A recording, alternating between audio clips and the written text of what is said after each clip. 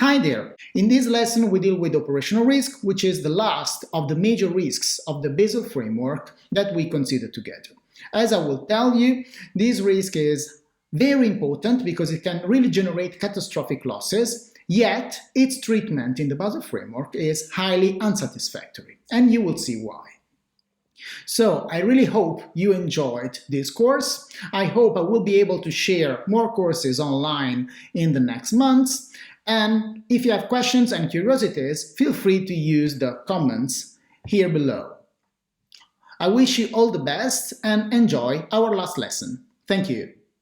Operational risk is the third major risk that we find in the first pillar of Basel II, Basel III. Now, we also have liquidity risk, but because of time, we will not consider liquidity risk. What is important to remember is that until Basel II, liquidity was not in the first pillar. Now it has moved towards that. The set of rules for liquidity are just, to summarize, stupid. So there is nothing much to say. It's just a certain number of ratios that need to be satisfied. And there is a lot of discussion about those ratios, if they make sense or not. Probably not. And in fact, there is discussion about changing them. So for what concerns operational risk, it's an extremely tricky object because it's defined as a type of risk that includes almost everything. So we know that market risk is the risk of losses in our portfolio because of movements in the value of the underlying market variables. We know that credit risk is this strange risk that puts together default risk, migration risk, but nevertheless is linked to the credit worthiness of the counterparty. Operational risk is very broadly defined as the risk linked to the operations of our company, of our bank. So it's the risk linked to all the possible things that can happen to the bank because of failures in the operations. Now you understand that this means a lot of things. So we can identify 4 different subsets. We have process risk, people risk, system risk, external risk. And if you see some of the examples I give you in the slides, you see that these are very different objects. So we're putting together, for example, the risk within the process risk of erroneous disclosure about a process or about a product that you are developing, together with fraud and people risk. Fraud means that one of your employees does a fraud. And we will see in a minute that that has quite substantial impact. You can have a problem because you have hackers that attack your internet banking system and steal the data of some of your customers. So this is still operational risk. Or there is a terroristic attack to your headquarters. For example, when there was 9/11, the Bank of New York lost a lot of money because of that, because the headquarters were actually within the towers. So you understand that finding one model for all these kind of things together is impossible.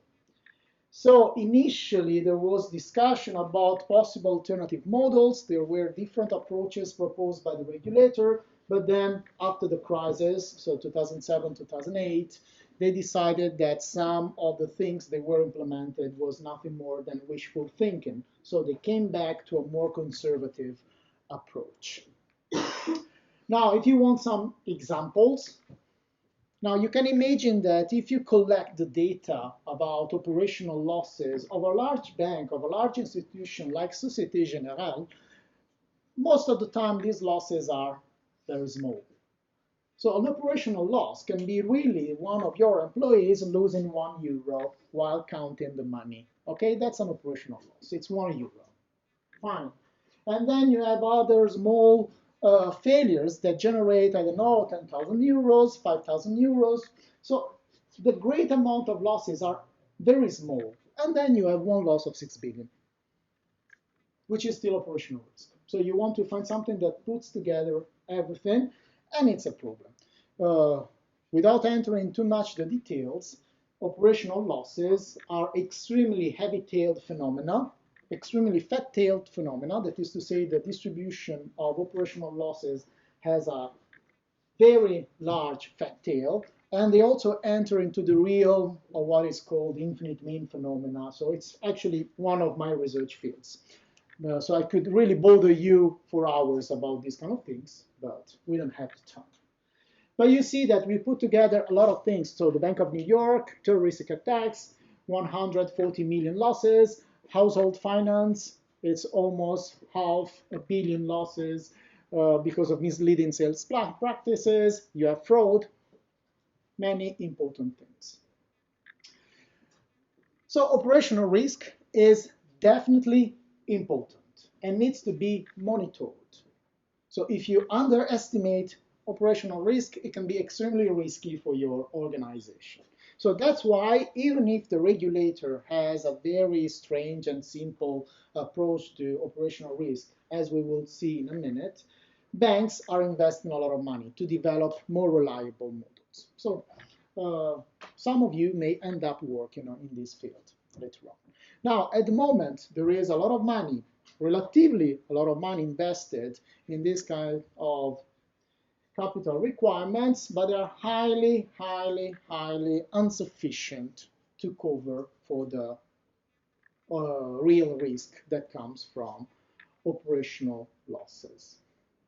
Now, one fundamental aspect of operational risk that you have to understand is that in principle, you have operational risk for the simple reason that you are alive. So as a bank, the fact that you exist brings operational losses. This is different from market risk and credit risk, because for market risk and credit risk, it's in theory, in practice is not true, but in theory, it is possible to build hedging strategies that cover for risk. So you can diversify your portfolio. You can buy a CDS, for example, for a bond if you want to cover for a credit event of the reference entity. So we have strategies to try to mitigate market and credit. For operational risk, it's much more difficult. There are for sure things that you can do. So quality management is an important yet boring part of the strategy to minimize operational losses. So imagine that you are a bank and that you have a certain process. You can try to find the best way to implement that process. So you can modify the process if you understand that there are some criticalities in the process. The only problem of, no, it's not the only, one of the main problems with operational risk is that even if you have your quality management system and so on, there is one first thing that you immediately understand. And I think that this example that you see in the table is interesting. Imagine that you have an online banking system, okay, just as an example. And you have hackers attacking it. Now, if you're a bank, you have a security department that tries to deal with that, okay? Now, we have an external event, which is the attack. There are possible outcomes of this attack. So you have the attack, and your security department identifies or not the attack. If the security department does not identify the attack, you have immediately a failure, and you will have losses, substantial losses, possibly. If your security department identifies the attack, you are, for the moment, on the positive side. So what you have that the guys in the security department will try to understand what is happening. If they understand what is happening, positive news. If they do not understand, negative news, losses. If they understand what is happening and they implement the right strategy, and the right strategy is sufficient to block the attack, then you have the only positive outcome of the attack. So you stop the attack and no losses or relatively small losses. If the solution that is implemented is not enough, you will have losses. So you have 4 outcomes, 3 are negative. Okay? So you understand that it's a tricky object. The big problem in modeling operational risk, even if you want to try to model it, and under the assumption that you will never be able to model everything, so you will have to develop sub-models for the different subtypes, is the fact that there are not many data. Why? Because first, even if it seems ridiculous, for many years, banks and financial institutions were not actually keeping track of all the necessary data. Why? We don't know, but they were not doing that. Second, even now, they are not very willing to share this data because, I mean, if you are the victim of a fraud, you are not happy to share that with the rest of the world. Okay? Or if your internet banking system has been attacked by hackers, then you do not share that information. And that's why many times we discover all these events with many months of delay because at a certain point we discover it, but it's always 6, 7, 8 months after because they try to keep that information inside the company. Now, understanding that the lack of data is a problem for the modeling purposes, the European Central Bank, the Fed, and also other regulators are now somehow imposing financial institutions to share their data in somehow anonymized form, but to share their data. These are called the QIS, quantitative impact studies. So now data are coming and new models are starting being proposed, but we are very, very at the beginning, notwithstanding the importance of the field. So again, as I was telling you, this is the type of loss distribution that you can expect. Many relatively small losses, just a few very big changes, but when they happen, they are really big changes. So a 6 billion loss, it's an extremely large loss. I hope you agree with me. Now, within the Basel framework, until Basel II, there were three approaches: the basic indicator, the standardized, and the advanced approach. In Basel III, the advanced approach has been ruled out, so it's no longer there. Banks are still working there, but they are not supposed to use that to get the capital requirement for operational risk. Now, one thing that I really ask you to notice is that just as a further signal that the guys in Basel make messy things, in the operational risk, the standardized approach is not the first one. In credit risk, we call the standardized approach the simplest approach. In the operational risk framework is not the simplest one. The simplest one is the basic indicator. Okay? In my opinion, this is already a signal of the way in which these regulations are developed, which is not really systematic, is not precise, is not elegant. Because to things that are similar, you should give the same name. Otherwise, you build up confusion. I think that this is a simple yet effective example. Okay, the basic indicator approach is extremely simple and it's mainly targeted to small banks. The idea is that it's a sort of volume-based, one-size-fits-all approach to operational risk. It's a little bit trivial in the sense that you are in this situation in which from one side you say, okay, operational risk is very important, it's very difficult to model, we need to be careful, and then the solution you offer is just a very simple formula. So it's a little bit counterintuitive. The main quantities that is used in the basic indicator approach, but also in the standardized approach, is the gross income of the bank. The formula that is used is the following.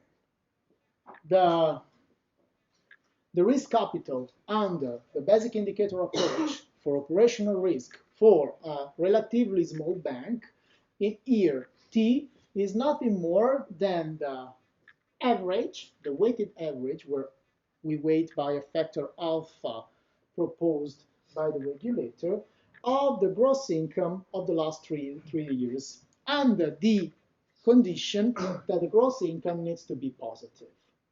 So what do? You want to compute the requirements for this year. You look at the last 3 years. Then what you do, you take the average gross income of the last 3 years and you apply this factor alpha. But this factor alpha is only applied if the gross income is positive. So what happens if the gross income is negative? You do not consider that year. So if in the last 3 years, one of the years had a negative gross income, then this year is not removed, and you take just the average of the remaining 2 years that are positive. Okay?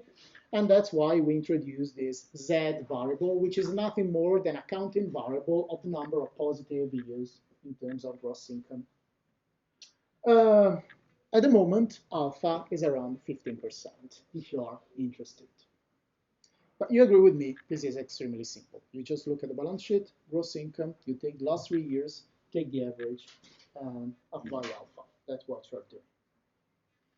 Or taking the average of the positive years. What happens if you are not a small bank, but you are a medium-large bank? In this situation, you are somehow asked by the regulator to use the standardized approach. The philosophy of the two approaches is exactly the same. The only difference is that instead of considering the gross income of the entire bank, we consider the gross income of business units within the bank. Why this distinction? Because if you are a large bank, you are typically splitting your business into a certain number of business units that are 8 in all large financial institutions. You have corporate finance, you have credit and sales, you have retail banking, you have commercial banking. So these are the different units of your business. A small bank is not guaranteed to have all the different business units. That's why they use the basic indicator.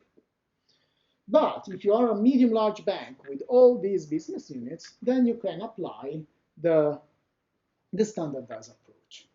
The idea is that now the gross income is not taken at the level of the bank, but is taken at the level of the single business units. And to each business unit, a different weight, a different risk parameter is assigned by the regulator. Again, the parameters are given by the regulator. For each business unit, you take the last 3 years as for the basic indicator. The formula becomes this one. So you take the average of the last 3 years, which is the first part, the first summation divided by 3, of what? Of the weighted by a factor beta that takes the place of the alpha of the previous formula, and the betas are provided by the regulator for the different business units, but you see that more or less they are all around 15%. There are small variation like retail brokerage is around 12, corporate finance is around 18, but if you see they are very close all to 15%. And the gross income is taken within the different business units. One thing that can happen under the standardized approach and not under the basic indicator approach is the so-called netting. What is netting? Now, you are a bank and you have a positive gross income as a whole. If you then split this gross income into the different business units, the different 8 categories, it may happen that you have a positive gross income in 7 categories and a negative one in 1 of the categories. Still, the total is positive. Okay? If that happens, that formula essentially is reducing your capital requirements because for that particular business unit, you have a negative gross income that in the total removes a mass. And removing that mass, obviously, when you apply the weights, meaning that you have lower capital requirements. The regulator allows that, so the regulator allows for netting, but there are some limitations. So it's not that you can really do whatever you want. Up to a certain point, netting can be used because they recognize that a particular business in a particular period can have difficulties, so you can compensate via netting, but not in general. So you cannot do whatever you want. Okay, that's operational risk that we have to cover. Why don't we say more? Because in order to say more, then we have to disaggregate the different risk components. and we have to enter into the modeling, and we would need 99% of the time extreme value theory, which is something that cannot be assumed as common knowledge in this classroom, I think at any level, because even in the Bachelor of Mathematics is not covered. So it's something that we do at the master level, and then in the master level, I can bother people with operational risk in detail. For me, it's just sufficient that you know what is there.